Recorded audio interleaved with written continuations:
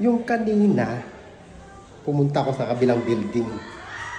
Tinawagan ko siya. Hindi siya nasagot. Sayang yung dala ko. Napagod pa ako sa pagpunta niya dun. Ayun, ito yung mga dala ko. Dapat magpunta sa kanya to. Kasi hindi siya sumasagot eh. O ngayon, nandito na naman ako sa ibang building. Ayan, papakita ko lang sa inyo kung ano mga dala ko ha. Papakita ko sa inyo kung ano mga dala ko.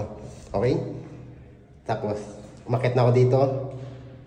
Papakita ko muna sa inyo. Tapos, tatawagan ko siya. Sana sagutin niya para makuha niya to. Pang-ulam lang naman to, pang-ulam. Okay, ito na. Bam. Yan. Tapos, ito pa. Yan. Siyempre, meron tayo pang-ulam lang ito. Manok buo. Pero, ayan. Tapos, pero, ito na lang ito. Ano, ayan na ito. Kita niyan. Ngayon mga bossy, patawagan ko siya ngayon. Pawis na pawis ako. Nandito na ako sa room niya ngayon. Pero niya 404. Yung mga bossy, wala siyang number. Pinuntahan ko na lang yung room niya. Ito yung room niya. May tinulong na rin ako kung kino si Gina Lee. Ayan. Nahanap niya ate. Meron ba tayo? Andyan? Sakit mo kuya, di ba ako sige? Hindi daw alam natin. Kabuak na. Wala siya number, hindi siya matawagan. Hintayin natin pag lumabas ko. Si Jenna? Gina. Si Jenna, yung taga...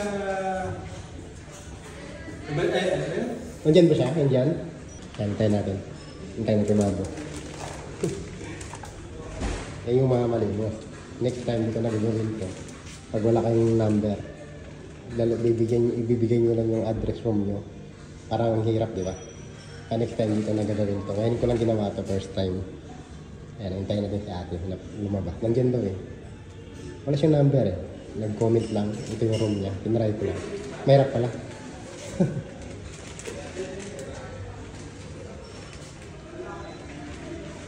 Ayan, papunta niya ata. Pinawag na ata. Hello po ate. Hello te. Hello po. Pang-ulam lang yan te. Ay, thank you po. Kailangan mo na te. Thank you kuya. Nakapalo po ako sa inyo. Okay, shout ko muna te. Shout out. Hello po, shout out po sa lahat ng nanonood kay kuya. Thank you. Congrats Thank you po. Congrats. Thank you po.